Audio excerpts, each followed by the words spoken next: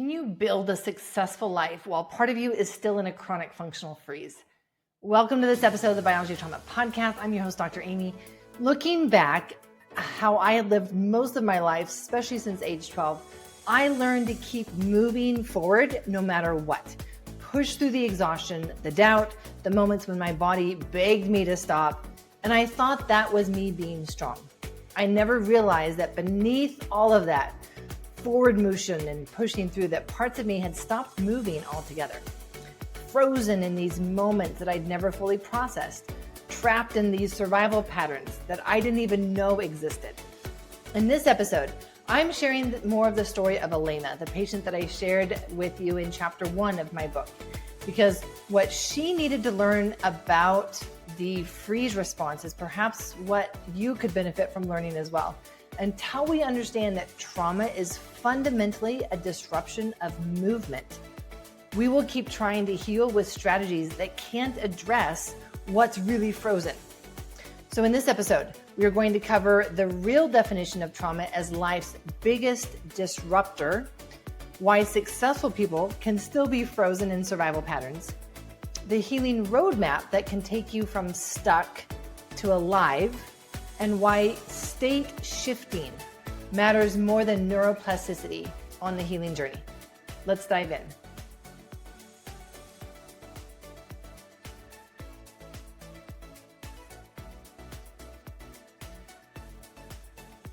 What you need to know about Elena is that the freeze response became her default programming, likely before she was even walking.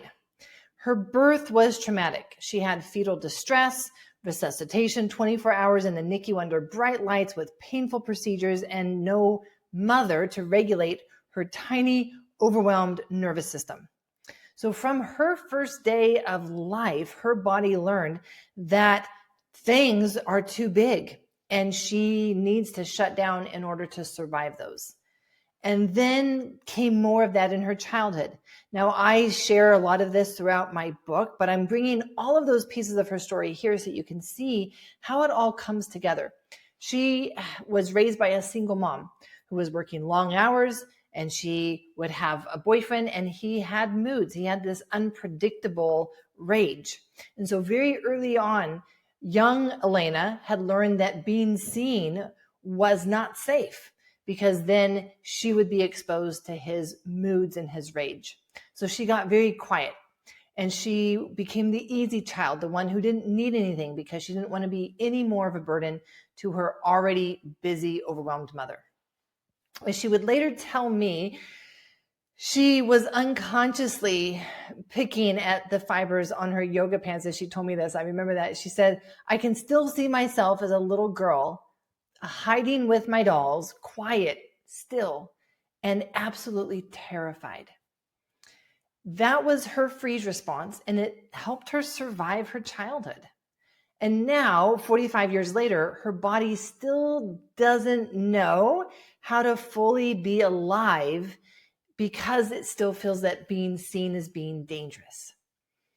So when she gets the call from her daughter's school counselor, her daughter, Sophia, the school counselor calls. This was a breaking point for her, where breaking point means what has been working is no longer going to work.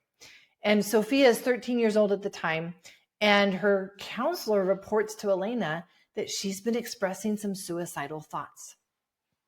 Not feeling that she could talk to Elena, Sophia was confiding this to the school counselor. And it was true. Elena had been distant because she'd been tired and fatigued, and so physically present, but emotionally distant. Elena felt like a failure as a mom, and she found that she was repeating the same pattern from her childhood. Even though it looked a little different, at the end of the day, she was also emotionally unavailable for her teenage daughter, just like her own mother had been emotionally unavailable for her. And this broke her heart. And what she told me at that time was, "Dr. Aimie, I had wanted to pass on something very different to my children. How did I become this person?" And that's when I knew that she was ready for this next piece of understanding something so fundamental about what trauma really is that it would help her understand even more of her own trauma that her body was storing. And here's what no one has told us about trauma. Trauma is that shock.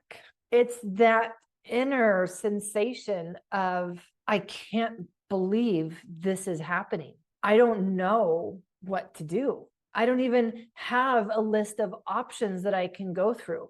I am so in disbelief that it stops me. And trauma becomes the biggest disruptor of movement in our life. And we will see that in all the different places and levels of our life. Now, my life today is only possible because of going through a process to choose to live, to be alive, to feel that I deserve to be alive, to thaw from that chronic frozen moment, to be able to open my heart again, to be able to say, I believe in the goodness of life, the goodness of the world, the beauty in people. I don't have to, and I don't want to live the rest of my life protected and guarded. And I want to walk you through that roadmap of how do we go from that moment of something at some time in your life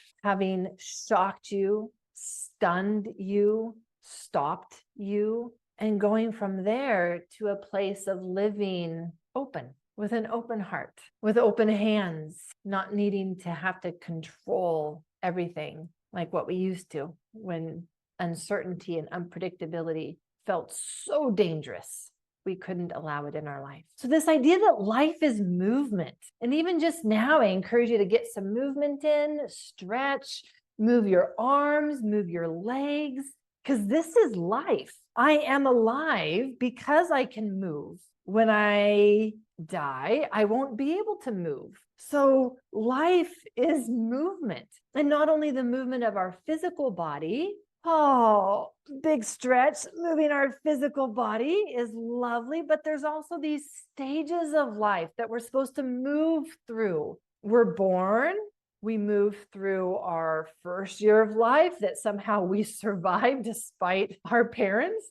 And then we go into toddlers, and then we start school, and we're moving through our childhood. And then somehow, again, miraculously, the electrical outlets didn't kill us, and the food that we found on the floor didn't kill us, and we've reached teenage years. And now we're navigating that, and we're navigating puberty, and oh my goodness, and then college, and then getting our career started and working, and maybe we're starting to have a family, and we're moving through life stages. Life is movement. And when we look at the movement that happens inside of our body that we're not even aware of, we see that everything inside of us is also moving, whether that you're talking about our blood flow, and you're talking about the oxygen and the sugar and the proteins that move through our blood, or whether we're talking about neurotransmitters and them moving across a synapse in order to communicate something. Communication is movement.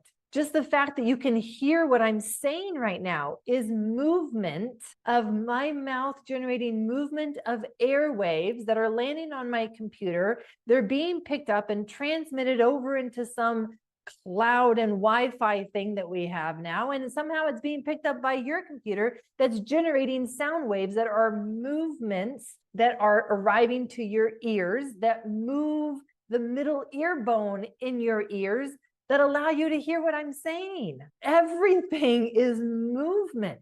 Even the things that seem static around us, if you look at the quantum level, there is movement there. Life is movement. Water is movement. The electrons are moving constantly in water. Water is movement. And your brain consists of 75% water, which means I hope that you are hydrating in order for you to have your best brain health, by the way. Movement is everywhere, and that is how we know that we are alive. And then we come to this, trauma, and it stops all of that. That's what trauma is. That's the impact of trauma. That's why it has these chronic effects on us.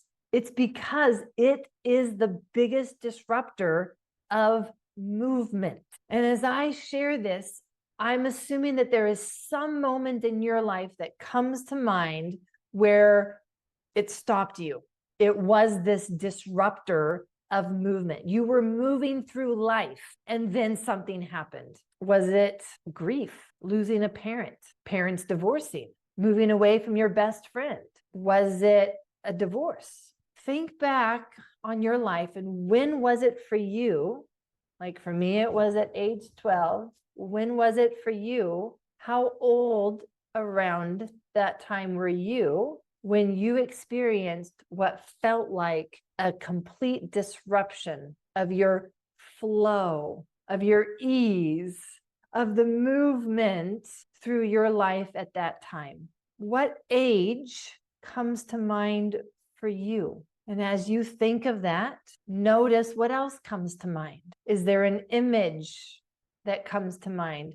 Is there a body sensation? Is there a thought, phrases, words that maybe someone said to you, or maybe you've told yourself? But we all have this moment, at least one moment, and there likely have been many by the time we're this old. And I want you to think of what impact did that disruption of movement have on you? What did it disrupt? What movement in life did it disrupt for you? When Elena heard that trauma was the disruption of movement, something clicked for her.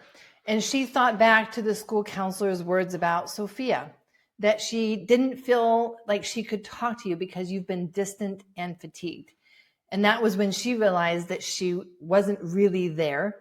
And part of her was that little girl frozen in her bedroom, hiding with her dolls, trying to be invisible so that she wouldn't be seen.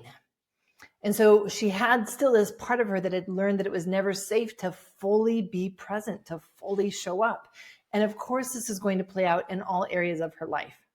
So as she started with me with the foundational journey, that's what she started with. She started with learning to create a felt sense of safety in her body and to be present in that safety. Yeah, we have to be present to create that safety. And so through the somatic self-practices, she was learning to be present to create that safety, to then create the felt sense of support, and then the tools for expansion and building one's capacity so that when the strong emotions surfaced, she'd be able to ride those waves instead of go back into her freeze response and overwhelm. Now, it is true that at first, even small practices felt overwhelming, and she had to learn to titrate those, to make them so short. I call them microdosing moments of safety, because sometimes they have to be so short for us to stay in that zone of feels manageable, to be present and not get overwhelmed. But that's where the shifts happen, is being able to get out of the overwhelm and create these moments of safety that we can then spend more time in them as our body develops the ability to do that. Now, it was one day in session that she connected with this terrified little girl of hers, and her whole body spontaneously shuddered. And so she grabs her somatic tools, the ones that she's learned about now. And one thing that was really helpful for her is she grabbed a pillow to hold over her stomach, which is often where her little girl would show up.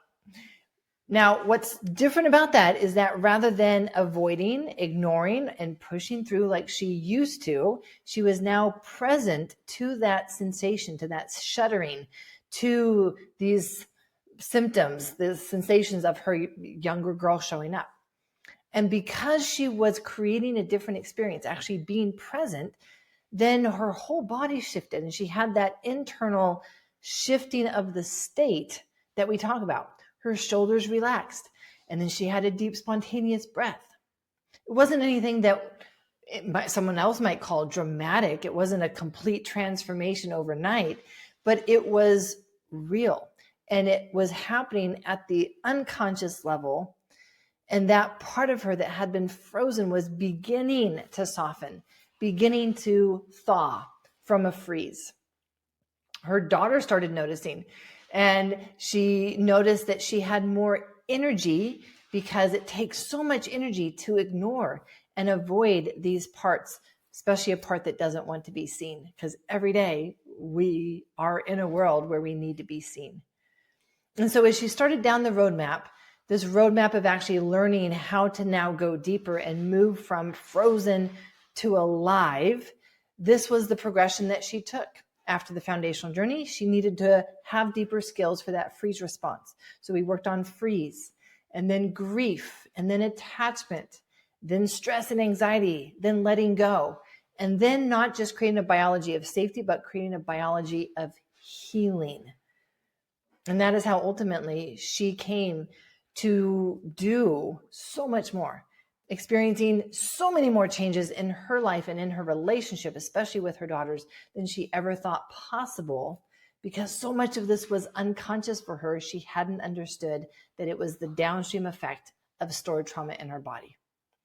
Now that you know a little more of my story, you know what that means to me, to get back home. I want to share with you a picture that I just found this morning. This is the only picture that I have of that time of my life. And so there I am, and this is me in Costa Rica, 12 years old, and I'm there with who became my best friend there at the school. And I did 7th grade there in Costa Rica, and in Costa Rica, they still do this. Anyone here from a Latin country, you will recognize that schools require the students to wear uniforms. And so that was my 7th grade. And looking back, being able to see the beautiful connections that I was able to form despite that. And I was there for what ended up being 6 months, because I remember that I went there in December, really started there in January. So January, and then I started 7th grade in January. That's when their school year starts. And it wasn't until May that I had learned enough Spanish that I was able to come back home. So I did have to earn and work my way back home. And so for me, coming back home, there's a certain meaning to that for me. I've been away from home and had to work to get back home. Of course, then to arrive home and realize that you don't feel like you belong in that home anymore, that you don't feel like you belong in that family anymore because of the trust that's been betrayed. And so let's consider, what does coming back home mean to you? What is that destination for your healing journey? Where are you trying to get?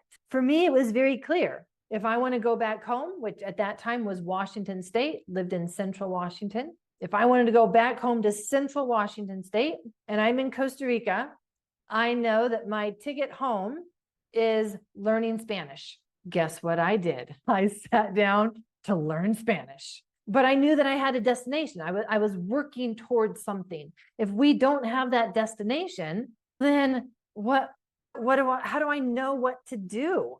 How do I know the path back home? And so what is your home? What is the destination that you're working towards, or that you might work towards for your healing journey? Just being able to be me, being able to be comfortable with me, being able to like me, love me, being able to be free, to be me. What if home also meant that sense of belonging? Isn't that what home means? Isn't that the definition of home? Is a place where you feel you belong? What if you had that sense, not necessarily in a physical structure, but inside of yourself? You felt like you belonged here. You felt that you had a group, a community, a tribe where you belong. What about your parts? Feeling like you've created a place where they all belong. No one's trying to kick anyone out anymore. That internal sense of, I belong. What about just in life in general? Can we have that sense of belonging in life? I deserve to be here, the right to exist. I belong here. What if that was part of our destination, where we're working towards on this healing journey? What if another destination was to be in a state of flow, having our movement, the natural movement through life, through the stages of life, through the emotions of life, being able to be in flow, in movement? Would that be part of what we would want at the end of this healing journey? For me, those are the three things: authenticity, belonging, and flow. Authenticity, free to be me, no longer held back by the narratives and the stories I have about what if you don't like me, what if this, what if that, free of all of that. The belonging, I have had that experience of not feeling like I belong. I don't belong in Costa Rica, but I no longer belong in this home with this family. Where do I belong? Oh no, I don't belong anywhere. I'm truly lost. Belonging. Belonging is what gives me my sense of groundedness, the sense that I can be that strong oak tree because I belong here. I'm not a leaf that is blown around by the wind, and one day you'll find me over here, but another day you'll find me in that meadow, and another day you'll find me in that river. I'm just blown by the wind wherever the wind blows. No, I'm the oak tree. I belong. And then the flow, being able to be back in a flow where things feel like there's an ease to it, like it's safe to surrender because the flow will take me where it's supposed to go. I'm not stuck. I'm not rigid. I'm not holding on. There's my movement back. And these three things then for me are what define for me what it means to be alive. So when I use the word calm and alive, now I mean that internal calm and peace and my authenticity, my belonging, my flow. And how do I get more of that in my life? How do I get more of that in my life? That's the healing journey. And layer by layer, being able to experience and unlock more and more of that. And so there is a roadmap. There is a roadmap for this healing journey that allows us to become more authentic, gain more of a sense of belonging, and be more in the flow. And this roadmap has not been clear, and there's been a lot of misconceptions about the roadmap. One of the misconceptions has been in the order in which we do things. There, for example, has been a lot of talk around neuroplasticity, all about your brain and just rewiring those patterns. Yes, and there is neuroplasticity that's part of the process, but there is also so much more. And there are some things that need to happen first. We're now on to question 3, which is, this is more important than neuroplasticity on the healing journey. What could be more important than neuroplasticity? What is more important is being able to create the changes that allow for neuroplasticity. And we call that state shifts, changing your state. So let me give you an example of this. You know that we have 3 different states of our nervous system. If that's still something that you're coming to know, that's fine too. But we have 3 different states of our nervous system. So we have the vagal, parasympathetic, calm, alive. Then we have the stress or sympathetic state. And then we have this other state. This is where the freeze is. This is where the shutdown is. This is mediated by the dorsal vagus nerve. And so we then look at this being the trauma state. And whatever state we are in is what neuroplasticity wires in. Whatever state we are in is what neuroplasticity wires in. So if we are frequently in dorsal vagal, or we're frequently just in this loop between stress and overwhelm, then that's what neuroplasticity wires in. And now neuroplasticity is reinforcing our pattern of staying stressed and going into overwhelm, so that this has become a habit wired in by neuroplasticity, which is why, yes, neuroplasticity is an essential component to the healing journey. But if I'm going to change my neuroplasticity, I've got to change my state first, because neuroplasticity will wire in whatever state I am in. And so that is why we work so hard and we do the foundational journey first, in order to be able to get ourselves into Calm Alive, because then that gives neuroplasticity a chance to say, oh, I guess this is the new state that I need to wire in. But as you have experienced, when we first do that, when we first land in Calm Alive, sometimes accidentally by doing a VU or a push away, and we're like, oh, this is what it means to feel safe. I've never felt this way before. So we can fall into it accidentally. And what happens 5 minutes later? You're back over in stress or overwhelm. And you're like, what happened? I got myself in Calm Alive. Why didn't I stay there? You didn't stay there because your neuroplasticity brings you back to your habit, to your default. And so that's why once you realize that you're out of that Calm Alive, you want to do another somatic exercise to get back into Calm Alive. And you're going to do that. And this time you're going to be there for 2 minutes. And then you'll find yourself back in stress. And you're like, no, this is stressing me out. What's going on? It's because your neuroplasticity keeps pulling you back into what has been your habit. And that is why we meet with you every single day for 21 days, because we've actually got to build a new habit of being in Calm Alive. We actually have to make Calm Alive become a new habit. And that is when neuroplasticity can work for us and not against us. We're building the habit of being in Calm Alive.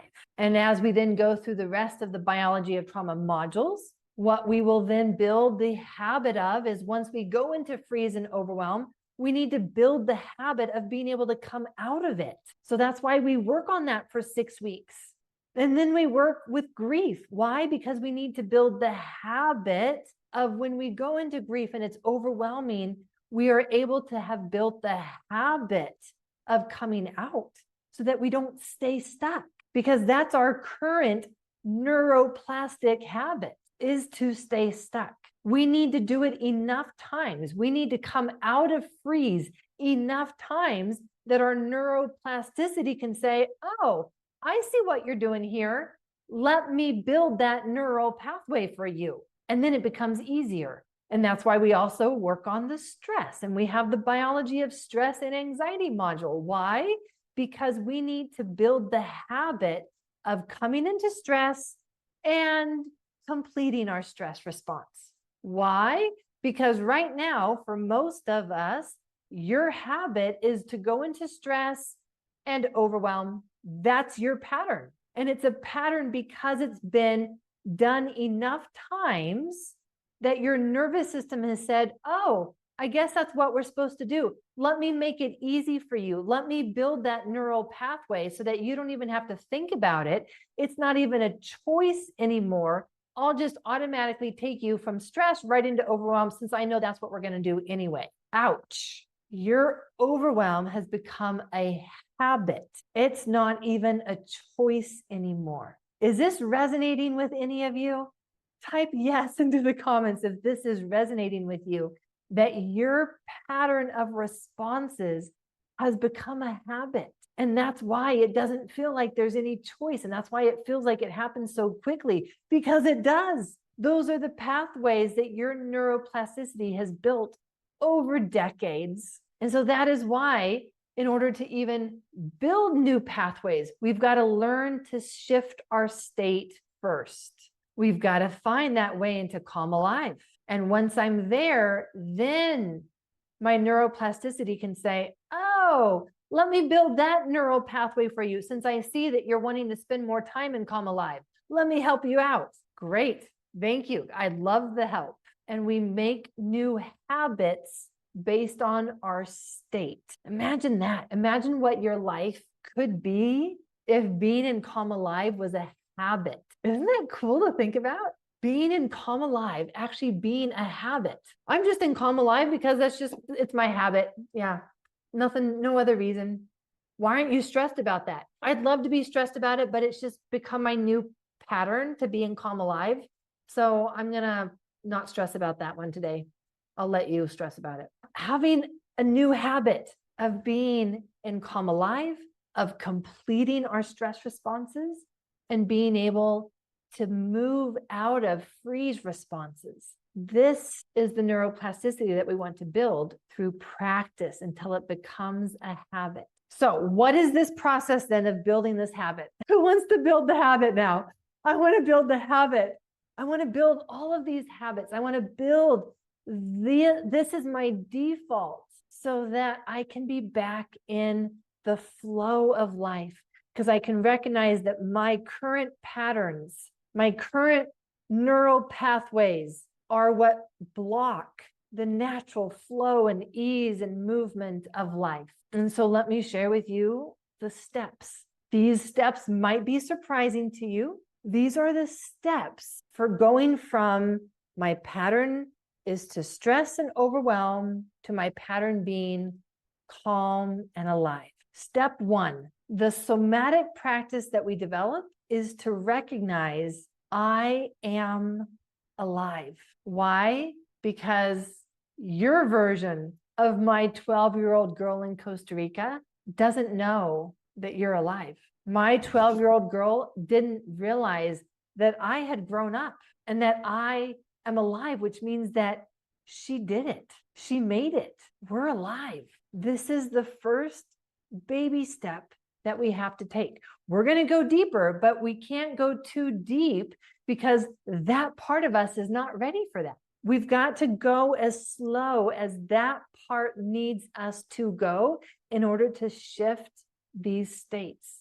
And so that's the parts work for this first step. Is there a part of you that died? Is there a part of you that thinks that they died, doesn't know that you're still alive? Go ahead and raise your hand if you can resonate with recognizing that you think there's a part of you that doesn't know that you are alive. It thinks that it died. And so then the biology step that we need to bring in is just some movement, right? How do we just start to bring in movement? Not just physical movement, but the movement through emotions. What's the first step so that we don't do too much too fast as we start to bring in movement? I actually am alive, which means I move. Movement is life.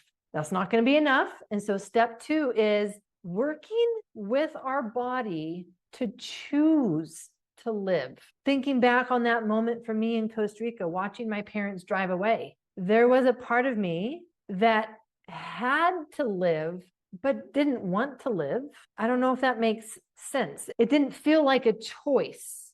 It felt like it was forced on me, which means that yes, I did whatever I had to do by shutting down inside, but it wasn't a choice that I made, conscious choice. And what we get to do now is we get to go back to that moment and make a conscious choice to choose to stay alive and to do whatever we need to do in order to get through that phase. And then we'll do the healing afterwards. But there's something powerful that changes when we make that a conscious choice. And so that's why then the parts work. The parts that adapted by developing coping mechanisms in order to choose those coping mechanisms. No longer hate them, no longer be embarrassed about them. This was when I started emotionally eating. And I did this step and I went back and I chose to emotionally eat at that age in order to stay alive. Now, the biology that we need to work on is the pre-existing conditions. What are those genetics, epigenetics, our environment that influences us at that moment for being able to choose life? Which coping mechanisms make sense for us to take on at that time to help get us through? Because as we then move into regulation and that state shifting, as we see that state shifting is the third step before neuroplasticity, that's what we need to have as information that informs our ability to shift our state. Because it's all about our pre-existing condition, right? It's all about what are the cues of danger, what are the cues of safety outside of me and inside of me That's that's already there. It's pre-existing. And then a new stressor comes in. It's the pre-existing conditions that are going to determine the state in which your body shifts into. So I'll go through the rest of these a little faster here. We're going to need to then say, somatically, I am here, and be able to experience, what does that feel like to really be here? Now we're moving into this ability to belong. I am here. We need to work with the parts who don't want to be here, who don't want to be present, as we are working on shifting our state, because if we have those parts, they're going to shift us back into dysregulation and out of calm alive. So we need to work with those parts as we learn to shift our state. Now, after this, we're ready to start working with the neuroplasticity, which means the brain chemicals and this thing called BDNF, brain-derived neurotraffic factor, and how can we leverage that for this trauma healing journey? That's what we need to do, because now we are going to say, not only am I here, but I'm going to work so that it's a somatic felt sense that I want to be here. Wow. For me, going back to that 12-year-old girl, 12-year-old version of myself, and saying, no, Aimie, you want to be alive. You want to be here. So yes, you're going to do whatever you need to do right now to get through this, because on the other side of this, you're going to be able to choose the healing. You're going to be able to do the healing, and you want to be here because there's so much more to life than what you're experiencing right now. There is beauty, there is connection, there is authenticity, there is belonging, there is flow, and you want that. So I want to be here, and working with the parts that block openness. I deserve to be here is the next step. Whoa, now this is going to be hard for some of us. Now, I can wrap my head around, okay, I am here. I want to be here is a little harder for me, but I can see how I need to work on that. Okay. But now you're going to say that I want to have the felt sense that I deserve to be here. That feels a little too powerful. That feels a little too alive for me. That feels now a little dangerous, dangerously alive. Yes, exactly. We're starting to enter into territory that makes us dangerously alive, dangerously alive. I deserve to be here. And how are you going to act differently in your life if you deserve to be here? How would that look different? And the part then that says, no, I just am going to hide away. It's dangerous to be alive. I don't want to be dangerously alive. It's dangerous to even be alive. We've got to work with that part. So that's what we do in step 5. As with our biology, we're working on aliveness. Week 6, we're going to go even deeper. If you thought that was dangerous, then step 6 is now connecting with others. It's not just about me. It's not just about my relationship with myself, though that is important. And that is the foundation, because I cannot have a healthy relationship with someone else if I don't have a healthy relationship with myself. And so step 6 is now translating this into intimacy. It's easier for me to be authentic when it's just myself. If it's just me in my house, it's easy for me to be authentic. But if someone else is here, if we're now talking about having someone else see me authentic, the real authentic me, well, now all of a sudden, authenticity starts to feel dangerous. Can I be safe in the arms of another where I'm soft? I allow myself to be held. I allow someone else to make me feel deserving of their attention, of their presence, of them wanting to make me feel safe with them. And for me, this step required me to work with that part of myself that does not see my value. Why would anybody want to do that for me? I'm not worthy. I'm not valuable. I'm only valuable if I'm the daughter who can speak a fluent second language and it makes them look like good parents. That's when I'm valuable. I'm not valuable just for being me. Working with the part that does not see its value, does not understand how someone else could want us to feel safe and to want to spend the time and invest in us just so that we can feel safe with them. That, my friends, is the expansion that we will work on in this course. So let me share with you that I'm inviting you to take these 6 steps with me. I think that you can see the value of being guided through these 6 steps as opposed to trying to do these by yourself, and the value that you get as you work through these steps. And even if you don't get through all of these steps in all these 6 weeks, knowing what step you are on and just being able to choose to stay there while you learn about the other steps, but you don't do the other steps yet, but you then have the roadmap. You have your roadmap so that when you are done with that step, this is where I go next. You're not lost. You're not wandering. You're not finding yourself at a wall and beating your head up against the wall. Why am I working so hard and nothing is shifting? You know what to do to create the next shift, the next layer, the next step for your path back home. So, lesson is that our body's freeze response is a programming that happens that can be changed. We don't have to stay in our chronic functional freeze. We can bring in movement and aliveness. It just takes a sequence. It takes a structured process. I say that this is coming home to ourselves and that it is possible. For those of you who are already working with me, I want to encourage you, for whatever level that you're on right now, to continue to build your capacity, bring in more movement, bring in more aliveness. If you have not yet worked with me, I invite you to work with me and my team. We start with the foundational journey. It starts with this 6-week foundational journey where I lead self-help individuals and professionals through this to learn the essential sequence, to learn these skills that allows you for the deeper work over the year of going through exactly what Elena did, the freeze response and grief, attachment, anxiety, letting go, and biology of healing. Now, if you really resonated with this podcast episode, you are going to love episode 9. And that episode was on the freeze response, and it was with my good friend, Dr. Ariel Schwartz. You also would enjoy episode 87, which is on stress and the freeze response in high performers with Olympian athlete Louise. And then episode 142 was on why stress is not trauma and how to spot overwhelm.